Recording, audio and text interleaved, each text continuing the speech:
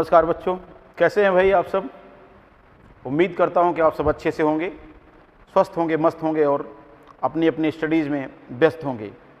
सब कुछ ठीक ठाक चल रहा होगा, आप खुश और प्रसन्नचित्त होंगे, अपने फैमिली मेम्बर के साथ अच्छे से रह रहे होंगे और डेली अपनी स्टडीज़ के थ्रू नई चीज़ों को सीख रहे होंगे।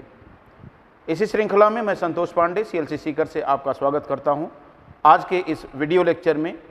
और आइए हम लोग आज देखेंगे कि क्या कंडीशन है आज के टॉपिक्स की।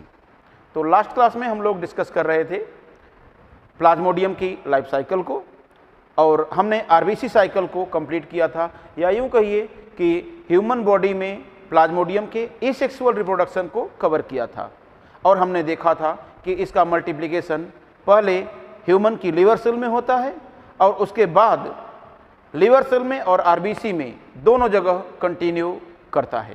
क्लियर। तो RBC साइकिल को हम लोग स्टडी कर रहे थे। तो यहाँ पर आप देखेंगे कुछ इंपॉर्टेंट पॉइंट को या कुछ महत्वपूर्ण बिंदुओं को हम लोग देख लेते हैं। तो यहाँ पर आप देखेंगे सम इंपॉर्टेंट पॉइंट्स। तो आइए देखते हैं कि क्या कंडीशन होगी, क्या इंपॉर्टेंट पॉइंट्स हैं। ठीक है ना। तो थोड़ा सा यहाँ देखें तो इसमें आप देखेंगे सबसे पहली बात, RBC में संक्रमण किसके द्वारा होता है। तो आप देखेंगे RBC में संक्रमण, तो सवाल उठता है किसके द्वारा। तो आप कहेंगे किसी भी साइजोगोनी के अंतिम उत्पाद द्वारा। तो आप सिंपली आप कहेंगे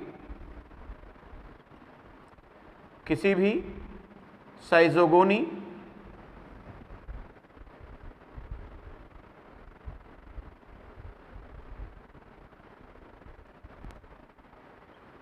के अंतिम उत्पाद द्वारा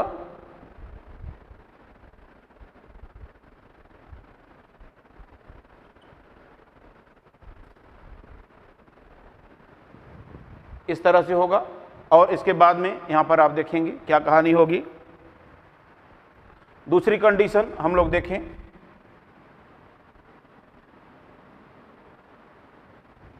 हाँ जी, लेकिन जो पहला संक्रमण है,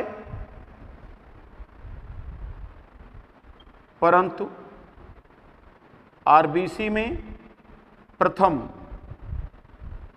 संक्रमण। अब प्रथम संक्रमण किसके द्वारा होगा। तो आप कहेंगे कि क्रिप्टोमीरोजोइट के द्वारा। तो आप कहेंगे क्रिप्टोमीरोजोइट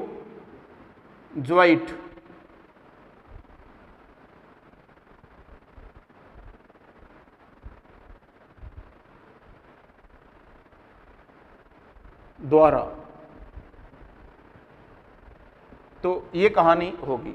इस तरह से हम लोग देखेंगे, इस तरह से हम लोग कंसीडर करेंगे। ठीक है ना। फिर अगली बात हम लोग देखते हैं कि क्या कहानी बन रही है, उसको आप समझें। तो तीसरे नंबर पर, दूसरे नंबर पर हम लोग देखेंगे यहाँ पर और क्या हो सकता है। तो सिंपली आप देखेंगे RBC चक्र के समाप्त होने पर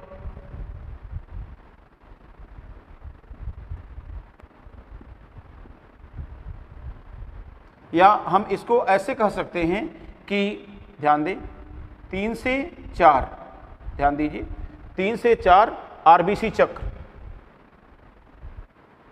के समाप्त होने पर पर्याप्त हीमोज्वाइन कणों के प्लाज्मा में मुक्त होने पर मलेरिया ज्वर उत्पन्न होता है। पर्याप्त हीमोज्वाइन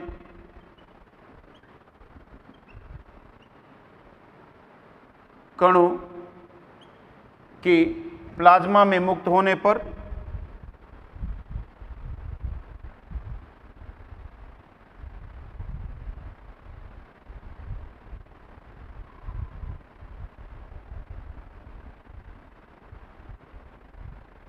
बोलिए क्या होगा। तो सिंपली यहां पर आप देखेंगे प्लाज्मा में मुक्त होने पर क्या होता है, तो सिंपली आप देखेंगे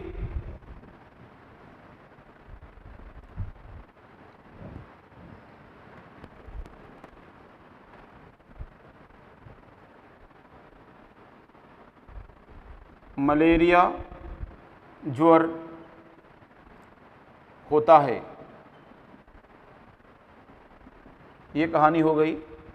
फिर इसी के साथ साथ आप देखेंगे, सिंपली हम लोग देखेंगे कि मलेरिया ज्वर का आक्रमण या इसी को कहते हैं पैरोक्सिज्मस। तो आप देखेंगे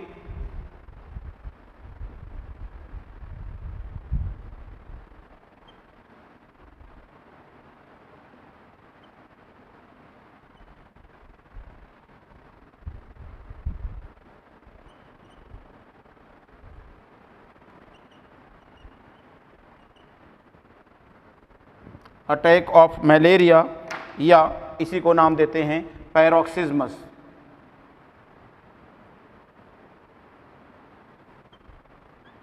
अब देखेंगे कि ये क्या होता है, तो आप सिंपली कहेंगे कि इसकी 3 प्रावस्थाएं हैं। 3 प्रावस्थाएं हैं। अब सवाल उठता है कि ये कौन कौन सी प्रावस्थाएं हैं, तो सिंपली यहां पर आप देखेंगे, एक है, ध्यान दें, पहला है राइगर फेज या जूड़ी प्रावस्था, ठंड लगती है जिसमें, तो इसमें आप देखेंगे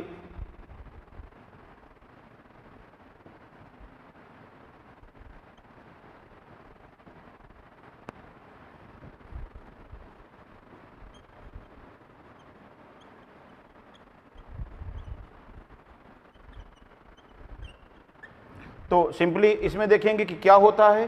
तो इसमें आपको सिर्फ इतना लिखना है कि शरीर में दर्द एवं तेजी से कंपकपी उत्पन्न होती है।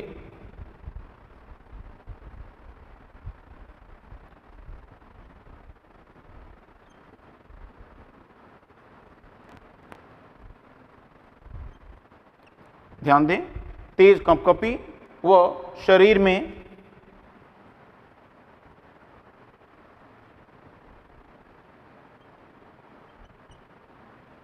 दर्द उत्पन्न होना।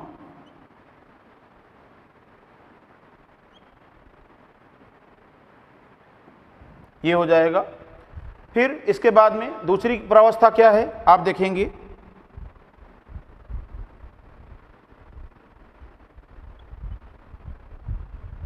ज्वर प्रावस्था,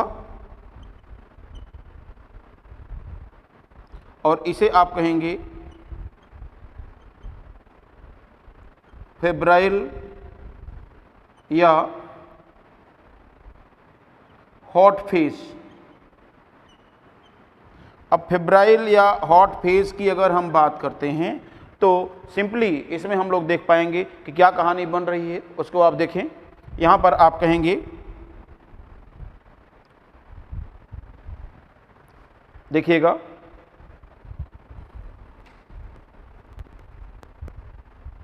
उच्च ज्वर का होना,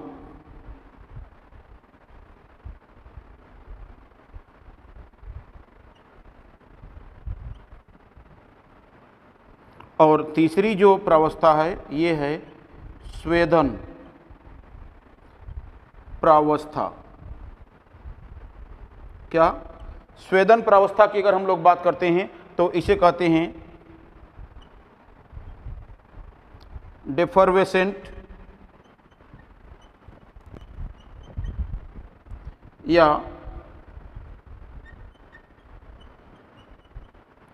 स्वेटिंग फेज। तो ध्यान दें, डेफर्वेसेंट या स्वेटिंग फेज की अगर हम लोग बात करें तो सिंपली यहाँ पर हम लोग देख पाएंगे कि क्या स्थिति होने जा रही है, ठीक है ना। अब इसमें आप देखेंगे कि क्या होगा, इसमें नाम से ही पता चल रहा है, तेजी से पसीना होगा और जो ज्वर होता है वो शांत हो जाएगा। तो इसमें आप लिखेंगे तेजी से पसीना होना वह ज्वर का शांत हो जाना तथा कमजोरी, इतना हो जाने के बाद में व्यक्ति काफ़ी कमज़ोर महसूस करने लगेगा। अब इस तरह से जो परेशान व्यक्ति होगा वो क्या करेगा, वो डॉक्टर के पास जाएगा, ठीक है ना। एक चिकित्सक के पास जाने पर बताएगा कि मेरे साथ ऐसा हुआ, तो डॉक्टर को डाउट होगा, शक होगा कि इसको मलेरिया है क्या। तो यहाँ पर आप देखेंगे फिर वो इसके मलेरिया को कंफर्म करने के लिए एक टेस्ट करवाएगा, और आइए किस काम के लिए, रोग निर्धारण के लिए। तो आइए उसको देखते हैं। अब बात करेंगे हम लोग रोग निर्धारण की।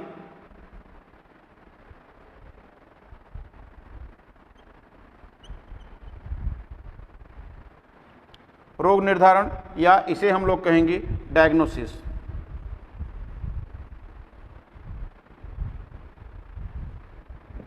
अब सवाल उठता है कि डायग्नोसिस की कंडीशन में हम लोग देखें तो डायग्नोसिस किस टेस्ट के द्वारा, उस टेस्ट का नाम हमें याद रखना होगा।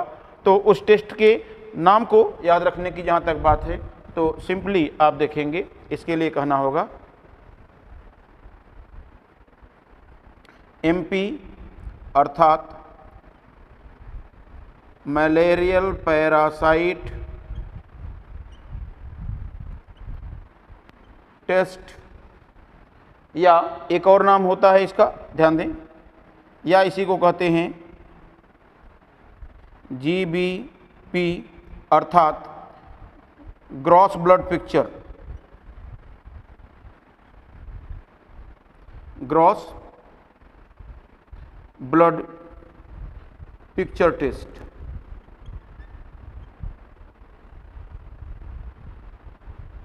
तो ये इन दोनों की बात करेंगे तो दोनों सेम टेस्ट हैं, इनको इनके थ्रू मलेरिया हुआ है या नहीं हुआ है इस बात की पहचान की जाती है। एक्चुअली ब्लड में RBCs के भीतर मलेरिया की जो अवस्थाएं होती हैं उनको पहचाना जाता है।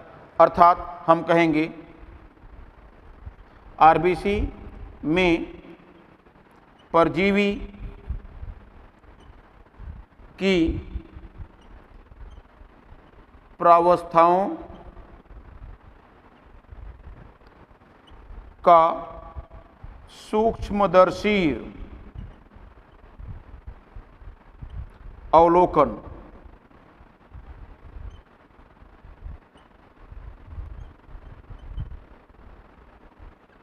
इस तरह से आप देख पाएंगे। ये है ये टेस्ट का। अब टेस्ट में अगर कंफर्म हो गया कि मलेरिया है तो फिर उसे क्या करेंगे, तो सिंपली आप कहेंगे कि चिकित्सा या थेरेपी की बात कर लेते हैं। तो थेरेपी की बात करेंगे तो चिकित्सा कैसे करेंगे, सीधे सीधे कहेंगे मलेरिया रोधी औषधियों द्वारा। तो इसमें आप देखेंगे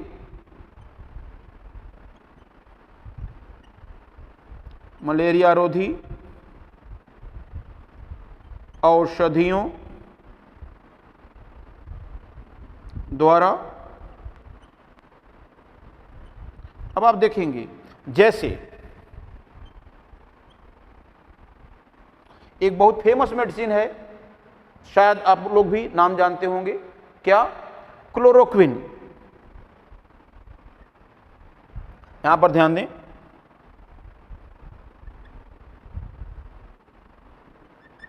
क्लोरोक्विन। अब क्लोरोक्विन की बात करेंगे तो आप देखेंगे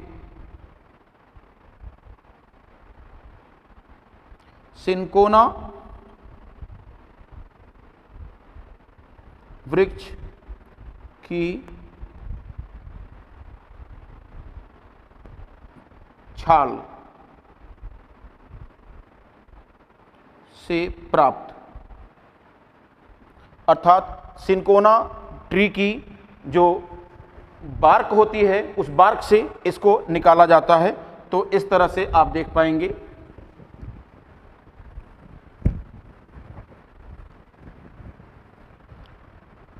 और फिर इसके साथ साथ यहां पर हम लोग एक चीज और देखिए, क्लोरोक्विन क्या, एक्चुअली क्विनीन कहते हैं इसको। यहां पर आप ध्यान दें, क्विनीन कहते हैं। इसको ठीक कर लीजिएगा, क्विनीन है, और जो क्लोरोक्विन है वो इसी का आर्टिफिशियल फॉर्म है। तो यहां पर आप देखेंगे क्लोरोक्विन, इस तरह से आप देख पाएंगे क्विनीन और क्लोरोक्विन। क्विनीन सबसे इंपॉर्टेंट है, क्यों? ये सिंकोना ट्री की छाल से या उसकी बार्क से प्राप्त की जाती है। क्लियर है ना? तो यहाँ पर आप देख पाएंगे इस चीज़ को। फिर इसके बाद में आइए हम लोग बात करते हैं आगे गेमिटोसाइट्स का निर्माण। ये तो थोड़ी सी चर्चा हुई मलेरिया से रिलेटेड, मलेरिया के लक्षण से रिलेटेड, उसके रोग निर्धारण और उसकी चिकित्सा से संबंधित। अब हम बात करेंगे क्या? गेमिटोसाइट्स का निर्माण। तो आइए देखते हैं इस चीज़ को।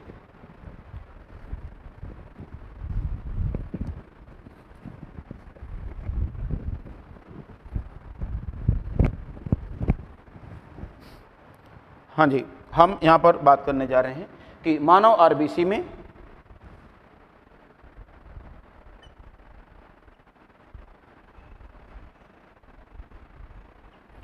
आरबीसी में किससे संबंधित बात करेंगे? तो यहाँ पर आप कहेंगे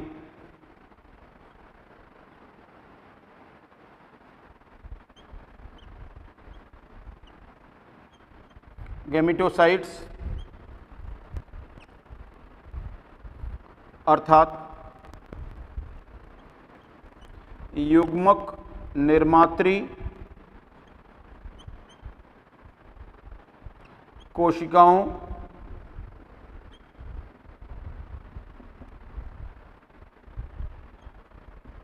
का निर्माण।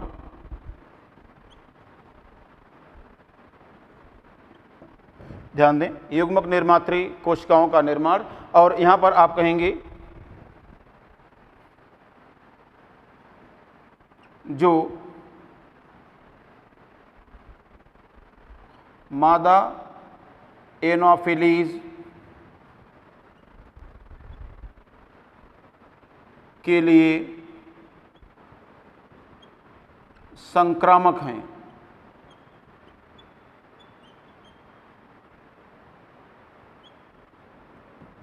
जो मादा एनाफिलीज के लिए संक्रामक प्रावस्थाएं हैं, तो इनका निर्माण इस तरह से आप देख पाएंगे। इन चीजों को समझ रहे हैं ना?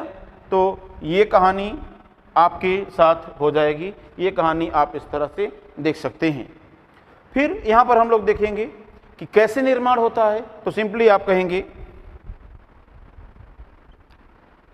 कई आरबीसी चक्र के पश्चात परजीवी की जीवन सक्षमता कम हो जाती है,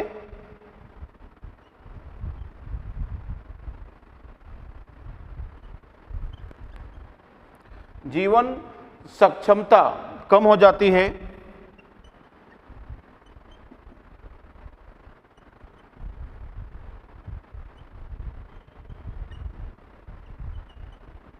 अतः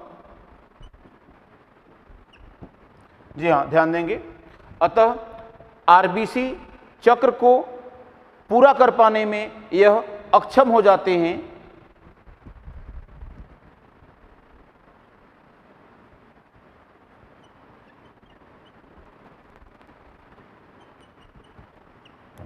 चक्र को पूरा नहीं कर पाते हैं,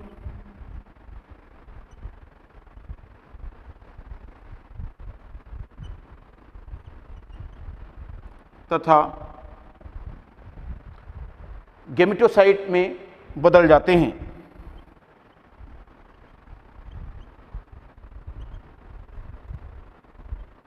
नामक लैंगिक प्रावस्थाओं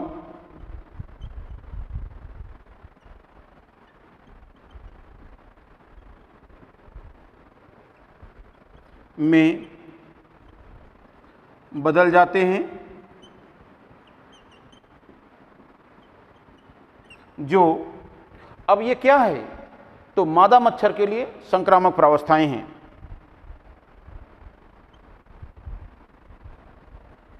एनोफिलीज के लिए संक्रामक प्रावस्थाएं हैं।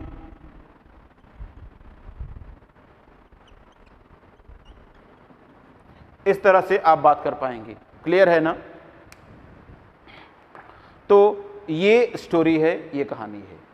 अब आगे देखेंगे कि फीमेल एनोफिलीज में संक्रमण। तो सबसे पहले अब हम लोग इस जो अब तक हेडिंग चल रही थी, मानव शरीर में परजीवी का अलैंगिक प्रजनन, उसको अब चेंज करेंगे। अब हमें मादा मच्छर में परजीवी के जीवन चक्र की प्रावस्थाएं, इसको स्टडी करना पड़ेगा। क्लियर? तो आइए देख लेते हैं इस चीज को।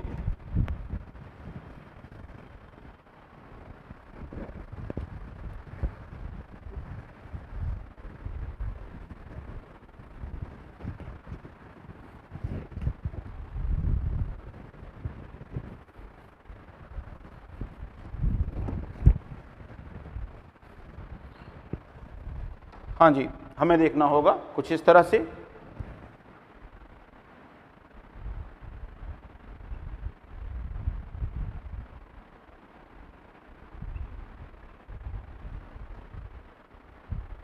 फीमेल एनोफिलीज में परजीवी के जीवन चक्र की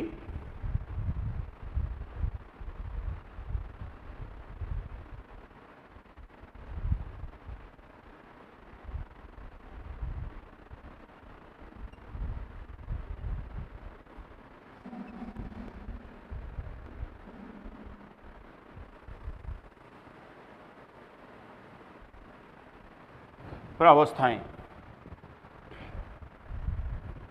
अब इन्हें स्टडी करने के लिए पहले हमें फीमेल एनोफिलीज में संक्रमण देखना पड़ेगा। तो आप देखेंगे मादा एनोफिलीज में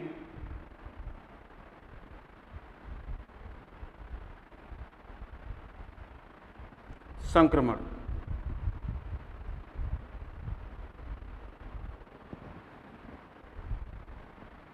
जी हाँ, सवाल उठता है कि उसके लिए संक्रामक प्रावस्था कौन है। ओके, तो संक्रामक प्रावस्था है गेमिटोसाइट्स। क्लियर? तो इसमें आप देख पाएंगे क्या कंडीशन होने जा रही है। हाँ जी, तो आप देखें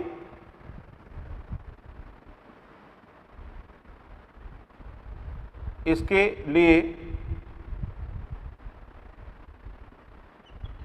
मानव आरबीसी में स्थित गेमिटोसाइट्स संक्रामक प्रावस्थाएं हैं।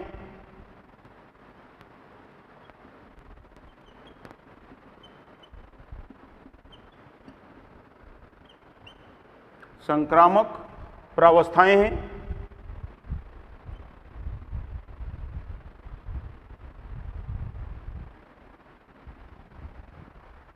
जो रोगी को काटने पर मादा मच्छर में प्रविष्ट हो जाती हैं।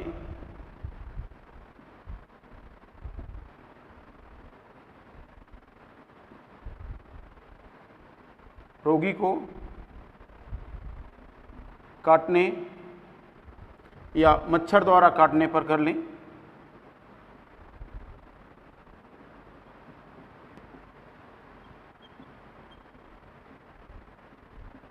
काटने पर इसमें इसके क्रॉप में पहुंच जाती हैं।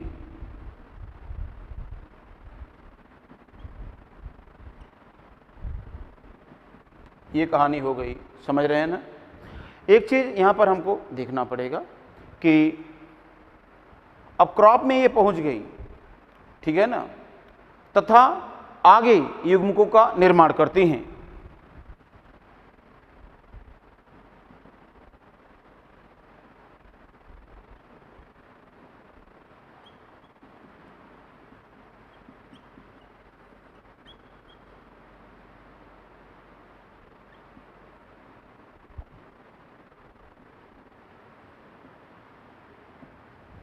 युग्मकों का निर्माण करती हैं। क्लियर है ना? अब आप यहां पर देख लीजिए क्या कहानी होने जा रही है कि युग्मकों के निर्माण की बात हो गई, लेकिन क्या और प्रावस्थाएं भी मादा मच्छर के क्रॉप में पहुंचती हैं, जैसे सिग्नेटरिंग स्टेज, जैसे अमीबॉइड स्टेज, जैसे ट्रोफोचोइड स्टेज, जैसे साइजोंट स्टेज। क्या ये सब प्रावस्थाएं भी उसके क्रॉप में पहुंचती हैं? यस, पहुंचती हैं। लेकिन इन प्रावस्थाओं के विकास के लिए उचित तापमान हमारे शरीर में होता है। इसीलिए जब अन्य प्रावस्थाएं फीमेल एनोफिलीज के क्रॉप में पहुंचती हैं तो वो नष्ट हो जाती हैं। तो आप लिखेंगे यहां पर, जबकि अन्य प्रावस्थाएं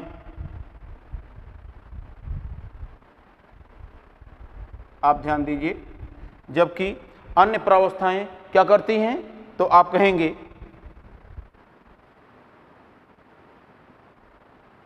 मच्छर के क्रॉप, कभी कभी इसको स्टमक भी बोल देते हैं, ठीक है ना, क्रॉप या स्टमक में नष्ट हो जाती हैं।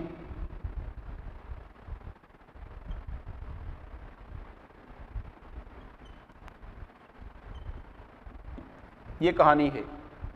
ओके, अब अगला पॉइंट हम लोग देखेंगे गैमीट का फॉर्मेशन या गैमीटोजेनेसिस की बात। और गैमीटोजेनेसिस और फर्टिलाइजेशन वगैरह को समझने के लिए एक डायग्राम लेते हैं, फिर उसके बाद में आगे की चीज़ों को उसके द्वारा समझेंगे। क्लियर है ना जी? तो अब बात करेंगे, यहाँ पर हम लोग देखेंगे कि गैमीटोसाइट्स की बात करते हैं। तो यहाँ गैमीटोजेनेसिस की बात करेंगे। तो यहाँ पर आप देखिए,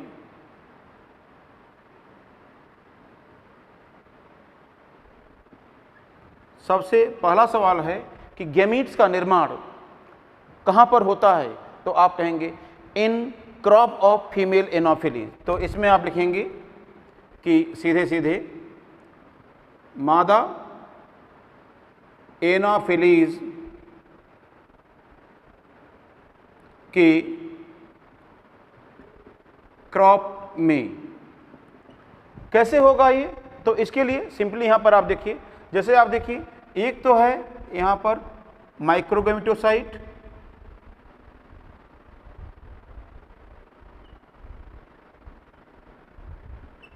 अब देखिए क्या है ये माइक्रोगैमेटोसाइट, और दूसरी क्या है मैक्रोगैमेटोसाइट।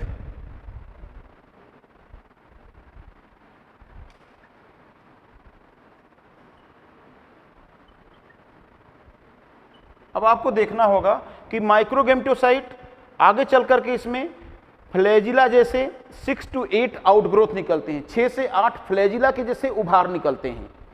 और इस प्रोसेस को कहते हैं, इस फ्लैजिला फॉर्मेशन को कहते हैं एक्सफ्लैजिलेशन।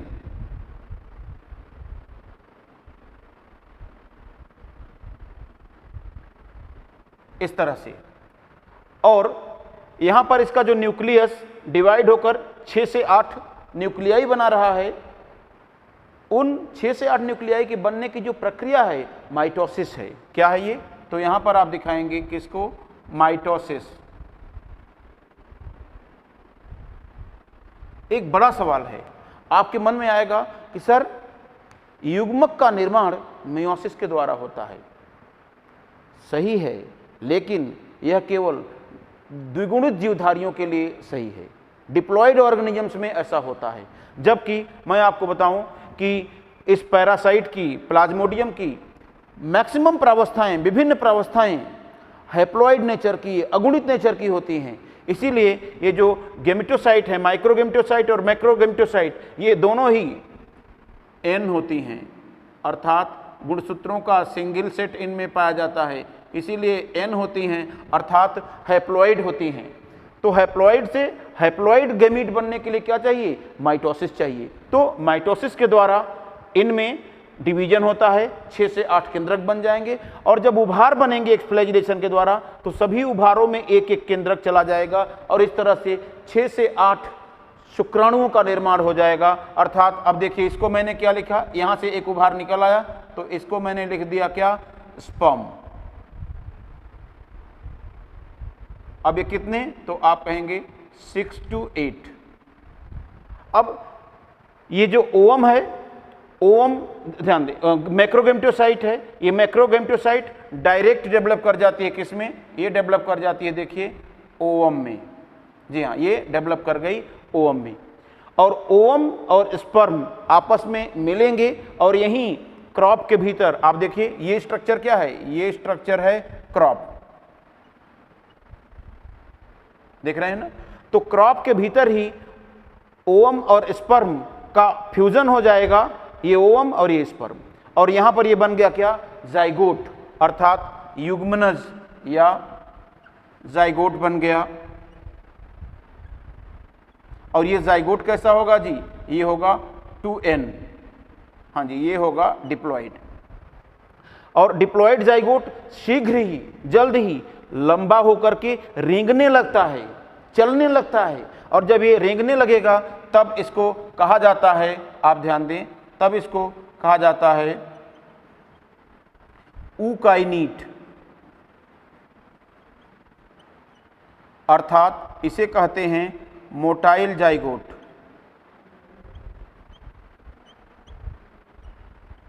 और ये भी होगा कैसा जी, 2n, ये भी होगा डिप्लॉइड। तो कहां पर है ये यहां पर है, इस तरह से उकाइनीट हो गया।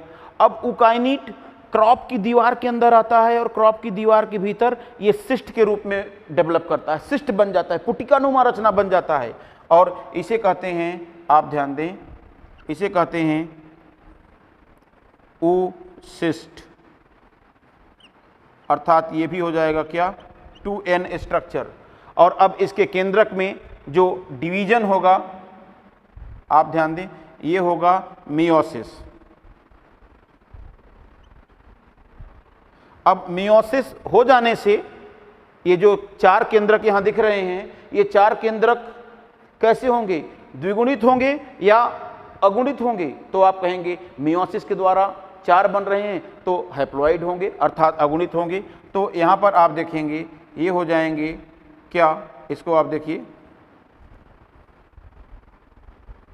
4 हैप्लॉइड न्यूक्लियाई, 4 अगुणित केंद्रक। और इसके बाद में आप देखेंगे फिर यहां क्या होगा, यहां होगा आप देखिए रिपीटेड माइटोसिस, अर्थात बार बार माइटोसिस हो जाएगी और इसके बाद में इसके फलस्वरूप बन जाएंगे क्या, स्पोरोजोइट्स या स्पोर्स।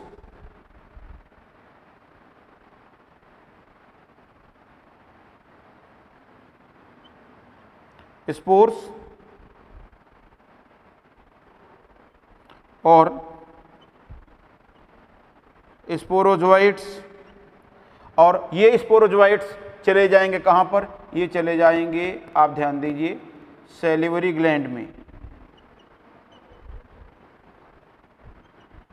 ये सैलिवरी ग्लैंड में यहां से चले जाएंगे। और अब यह मादा मच्छर किसी स्वस्थ व्यक्ति को जब काटेगी तो उसके शरीर में इन स्पोरोजोइट्स को प्रविष्ट करा देगी। तो जरा देखिए कि ये स्पोरोजोइट्स कैसे हुए, द्विगुणित है या अगुणित हैं, तो आप कहेंगे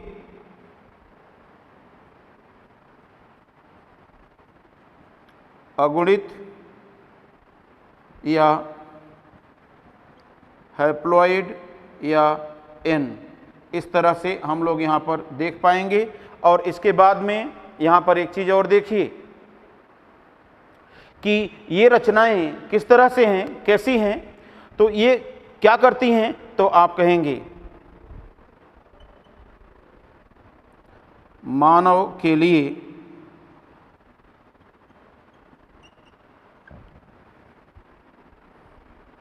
संक्रामक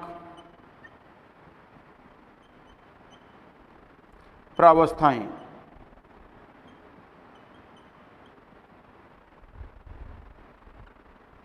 मानव के लिए संक्रामक प्रावस्थाएं। इस तरह से बच्चों यहाँ पर आसानी से आप इन चीज़ों को समझ सकते हैं। तो इस तरह से इसकी लाइफ साइकिल जो है प्लाज्मोडियम की वो कंप्लीट होती है। और यहाँ पर आप ध्यान दीजिए, हम सिंपली बात करें गैमेटोजेनेसिस हमने कहा, तो गैमेटोजेनेसिस में हमें लिखना होगा क्या,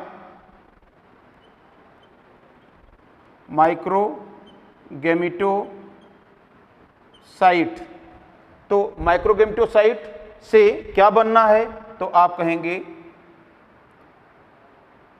6 to 8 स्पर्म बनेंगे। लेकिन किस प्रक्रिया द्वारा बनेंगे, ठीक है ना, तो इसको हम हिंदी में भी चाहें तो लिख दें 6 to 8 शुक्राणु।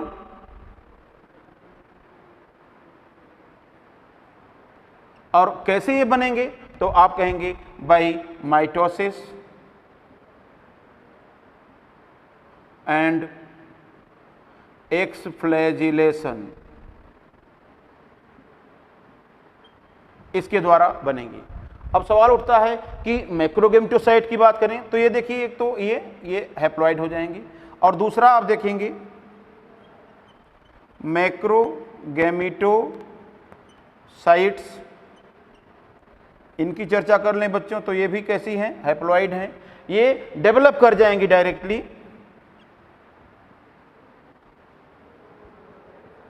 डेवलप इन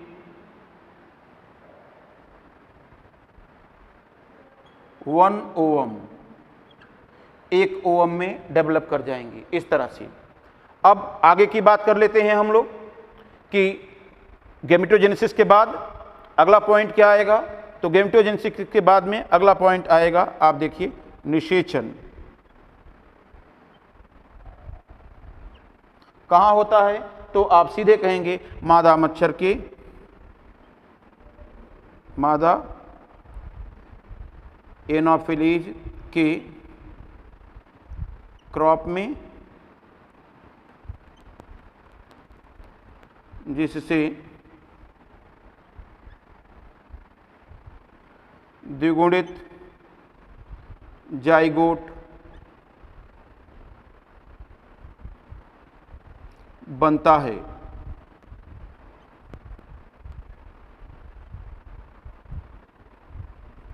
समझ रहे हैं ना। अब द्विगुणित जाइगोट बनता है, इसमें हम लोग एक चीज और देखें क्या कहानी बनती है कि ये जो जाइगोट होता है शीघ्र ही गतिशील हो जाता है, जो शीघ्र ही गतिशील होकर यूकाइनिट में बदल जाता है।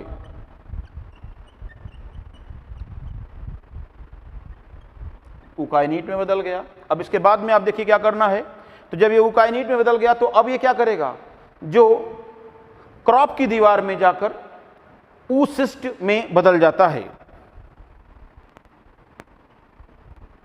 तथा यह क्रॉप की दीवार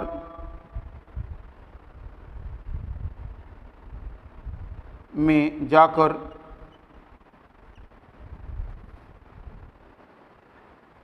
oocyst नामक पुटिका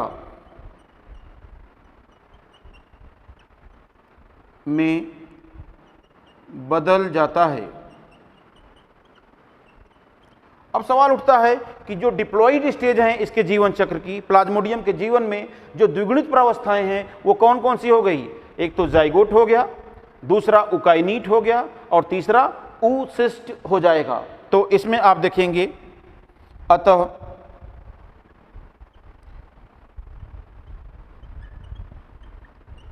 प्लाज्मोडियम की द्विगुणित प्रावस्थाएं कौन सी हो जाएंगी जी, तो आप कहेंगे जाइगोट, यूकाइनिट एंड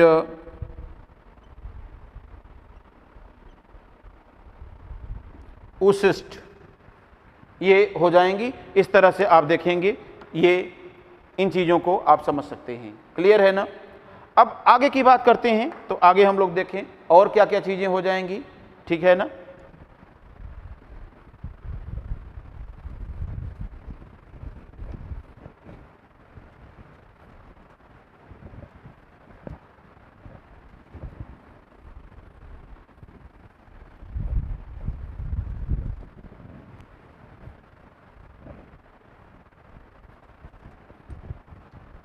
अब आगे देखते हैं कि स्पोरोगोनी,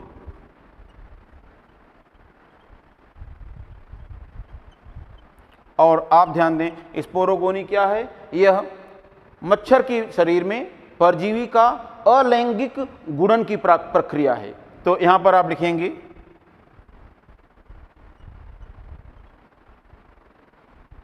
मच्छर के शरीर में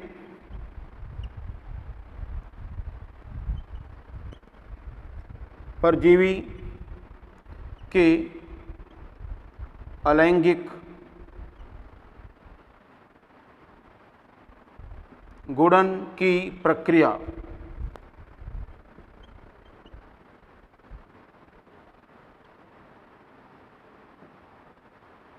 ये कहानी हो जाएगी। अब सवाल उठता है कि इसमें आप देखेंगे कि क्या स्टोरी होगी। तो सिंपली आप कहेंगे कि ये देखिए ओसिस्ट में पहले क्या हो जाएगा जी, मेयोसिस, 4 हैप्लॉइड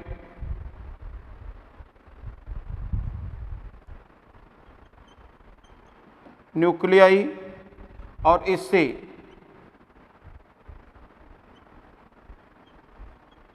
रिपीटेड माइटोसिस,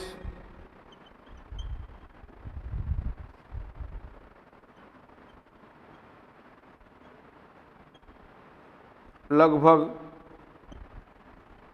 10,000 तक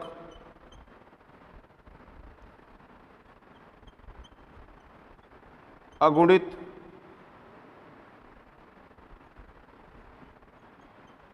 बीजाणु, और इसके बाद में ये अगुणित बीजाणु से अर्थात हैप्लॉइड स्पोर से क्या विकसित होगा, तो आप देखेंगे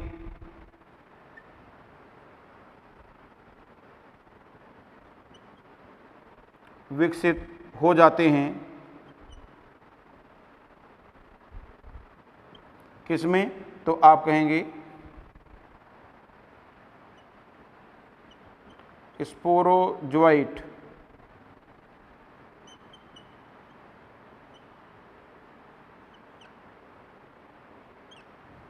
स्पोरोजोइट में जो इस क्रॉप से मुक्त होते हैं यहाँ, और ये क्या है, ये जो क्रॉप और बॉडी वॉल के बीच का जगह है इसको कहा जाता है हीमोसील। तो हीमोसील में मुक्त होते हैं और हीमोसील में मुक्त होकर के ये संक्रमित करते हैं लार ग्रंथियों को। तो आप देखेंगे जो हीमोसील से लार ग्रंथियों में पहुंचकर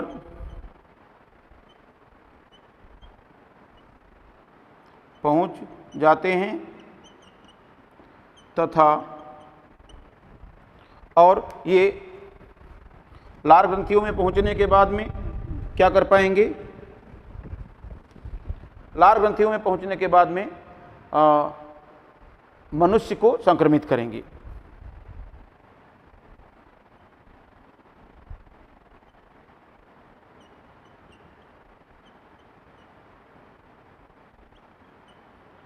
संक्रमित करते हैं, इस तरह की कहानी आप देख पाएंगे। तो ये दोनों बातें हैं, ये इस तरह से आप इसको कंसीडर करेंगे और फिर इसके बाद में हम लोग आगे देख पाएंगे कि इसके बाद आगे की स्टोरी क्या होगी। क्लियर है ना? इसके बाद आगे की स्टोरी क्या होने वाली है उसको हम लोग आइए देखते हैं। अब हम लोग देखेंगे प्लाज्मोडियम के विभिन्न जातियों की तुलना, और प्लाज्मोडियम वाइवेक्स है, इसमें प्लाज्मोडियम ओवेल है, प्लाज्मोडियम मलेरी है और प्लाज्मोडियम फैल्सीपैरम है। ठीक है ना? तो सबसे पहले देखते हैं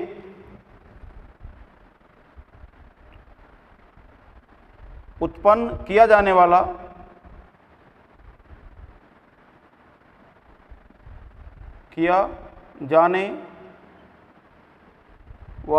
मलेरिया, कौन से मलेरिया को ये उत्पन्न करती हैं, सबसे पहले ये देखेंगे। तो ये उत्पन्न करती है, आप देखेंगे सौम्य तृतीयक मलेरिया या बेनाइन टर्शियन मलेरिया।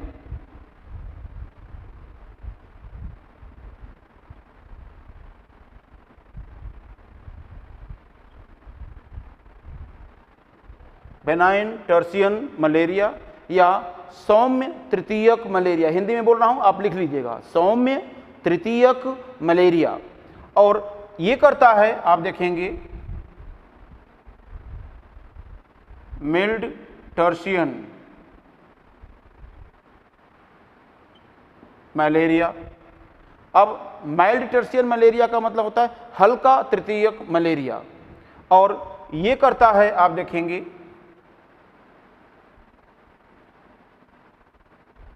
क्वार्टर्न मलेरिया। कौन सा मलेरिया? क्वार्टर्न मलेरिया। और ये करता है, आप देखेंगे,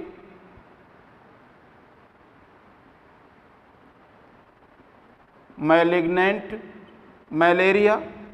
इसके कई नाम हैं, या ध्यान दें, परनीसियस मलेरिया,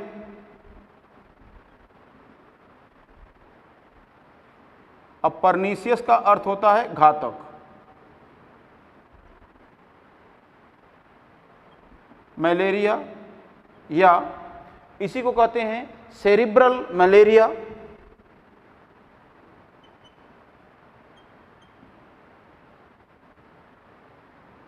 अर्थात मस्तिष्क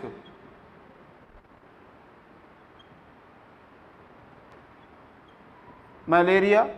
इसी को कहते हैं एस्टियो ऑटोमनल मलेरिया।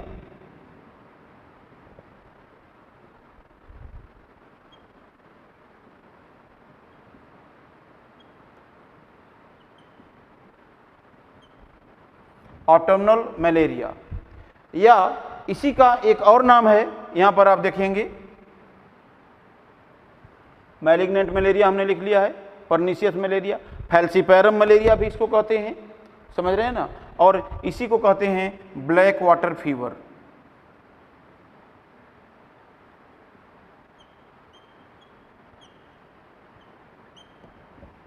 और इसी को कहते हैं, आप समझिए, कि मोस्ट फैटल मलेरिया।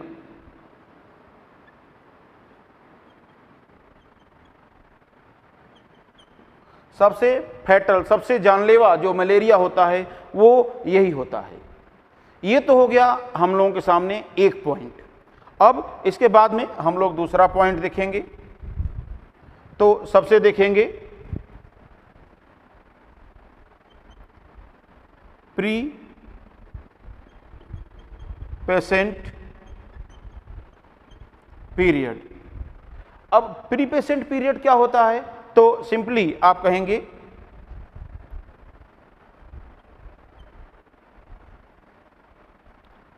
मनुष्य में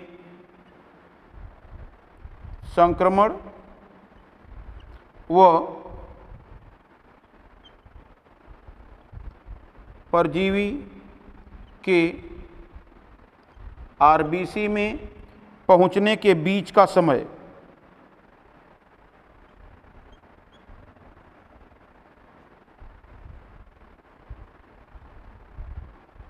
बीच की अवधि। अर्थात हम ऐसे भी कह सकते हैं, जैसे आज हमको मच्छर ने काट लिया, स्पोरोजोइट हमारे शरीर में पहुंच गया, तो अब लगभग 8 से 9 दिन तक लग जाते हैं लीवर सेल में उसको मल्टीप्लाई करने में। और जब पहली लीवर साइजोगोनी अर्थात प्री एरिथ्रोसाइटिक साइजोगोनी जब पूरी होती है लीवर में, तब क्रिप्टोमीरोजोइट वहां से निकलकर आरबीसी में जाते हैं। तो ये 8-9 दिन का जो टाइम होता है इसको कहते हैं प्री पेशेंट पीरियड, जो कि पहली यकृत साइजोगोनी की अवधि के बराबर ही होता है। ठीक है ना? तो ये यहां पर आप देख पाएंगे, ये होता है लगभग 9 डेज, और ये है आप देखिए 8 से 9 दिन। और यहां पर हम बात करेंगे तो आप देखेंगे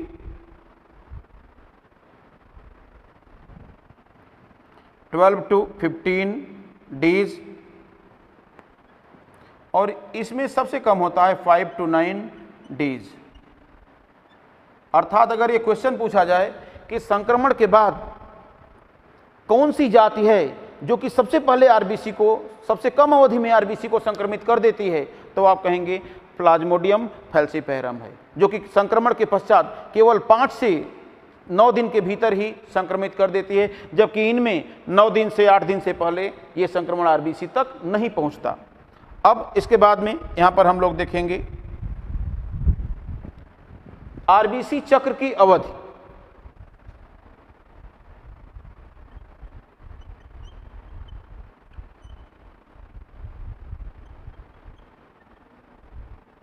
तो देखेंगे आरबीसी चक्र की अवधि, इसमें होती है, ध्यान दें, 48 आवर्स अर्थात 2 दिन, फिर 48 आवर्स,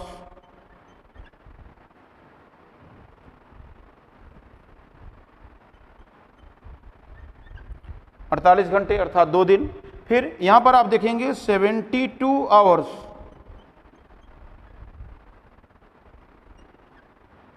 72 घंटे 3 दिन, और यहां पर केवल 36 से लेकर 48 आवर्स। तो ये कहानी हो जाएगी।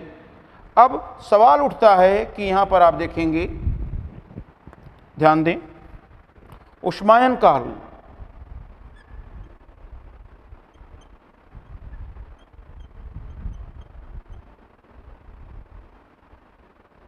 आप देखिए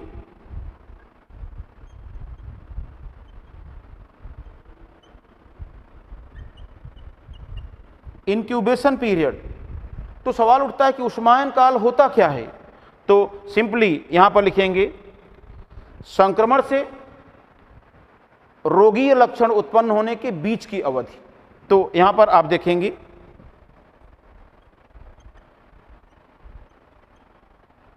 संक्रमण व रोगीय लक्षण उत्पन्न होने के बीच की अवधि। जी हाँ, अब संक्रमण मान लीजिए हमको मच्छर ने आज काट लिया, स्पोरोजोइट शरीर में चला गया, 9 दिन के बाद ये आरबीसी में पहुंचेगा, 2 दिन में आरबीसी की साइकिल पूरी करेगी, लेकिन पर्याप्त हीमोज्वाइन नहीं निकलेंगे। फिर दूसरी साइकिल फिर 2 दिन बाद पूरी होगी, पर्याप्त हीमोज्वाइन नहीं होंगे।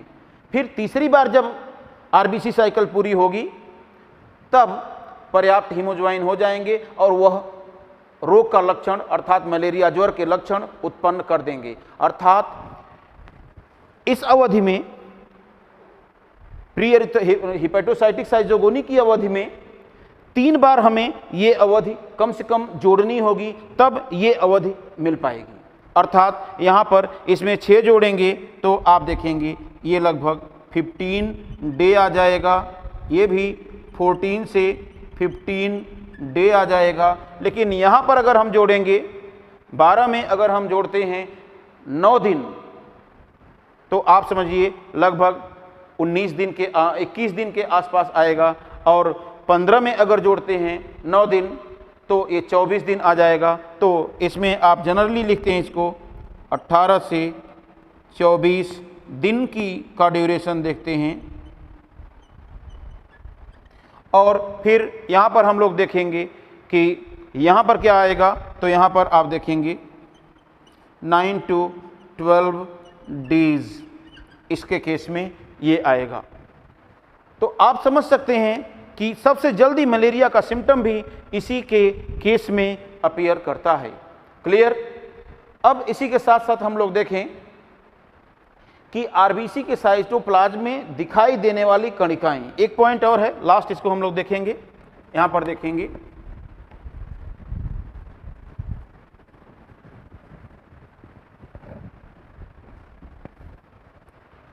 संक्रमित आरबीसी में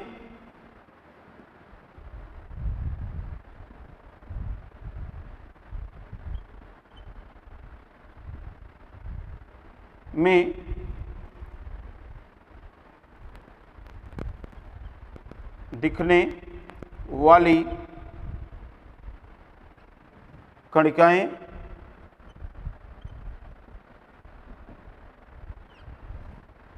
जैसे मान लीजिए ये ARBC है और सिंपली इसे हम रेड कलर से भी बना करके आपको दिखा सकते हैं। सपोज करिए कि ये RBC है और इसमें ये पैरासाइट है। सपोज करिए कि ये साइजोंट अवस्था है पैरासाइट की, इस तरह से। तो RBC में भी यहाँ पर RBC के साइटोप्लाज्म में इस तरह की कणिका, हीमोजॉइन ग्रेन्यूल यहाँ दिखेंगे, लेकिन RBC के साइटोप्लाज्म में यहाँ पर कणिकाएं उत्पन्न होती हैं जो कि परजीवी के उत्सर्जी पदार्थ माने जाते हैं, ठीक है ना। तो इन कणिकाओं को प्लाज्मोडियम वाइवेक्स के केस में कहते हैं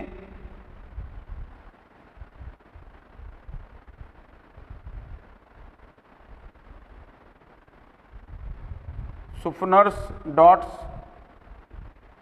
ये कहा जाएगा। सेम यहां पर भी कहेंगे।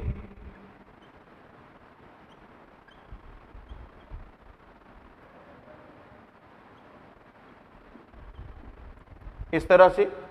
और फिर इसके बाद में आगे आप देखेंगे यहां पर जीमेंस डॉट्स, और यहां पर कहा जाता है मॉरर्स डॉट्स। इस तरह से ये कहानी बन जाएगी, ठीक है ना। और इनको हम लोग दिखा देते हैं यहाँ पर, इसको क्या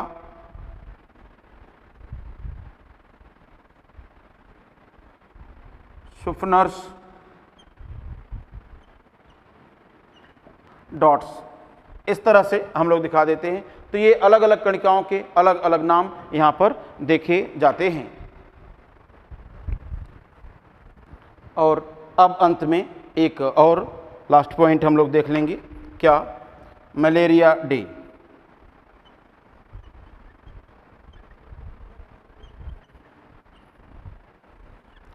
ये होता है 25 अप्रैल, ये है। और नोट करके एक पॉइंट मैं आपको और बता दूं, मलेरिया के नियंत्रण के लिए तालाबों में गैम्बुसिया जैसी मछलियों को छोड़ा जाता है जो मच्छर के लार्वा को नष्ट करती हैं। तो आप देखेंगे मलेरिया की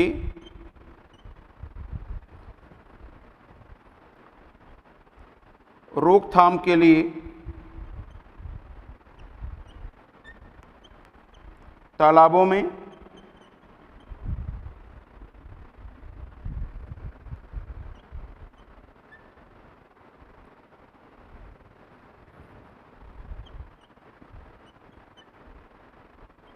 गैम्बुसिया फिशेज जो कि लार्वीवोरस होती हैं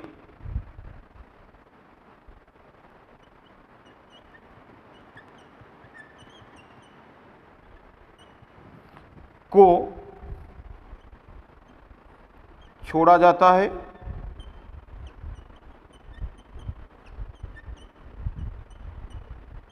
जो मच्छरों के जैविक नियंत्रण के लिए होता है, या ऐसे हम कह सकते हैं जिससे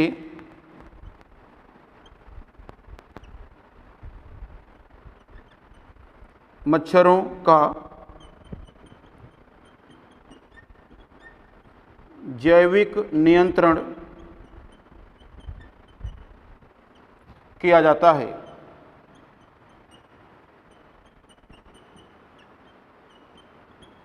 अर्थात ये मछलियां मच्छरों के लार्वी को खा करके नष्ट कर देती हैं, जिससे कि उनकी पॉपुलेशन नहीं बढ़ पाती है और मलेरिया रोग को रोकने में थोड़ी मदद मिलती है।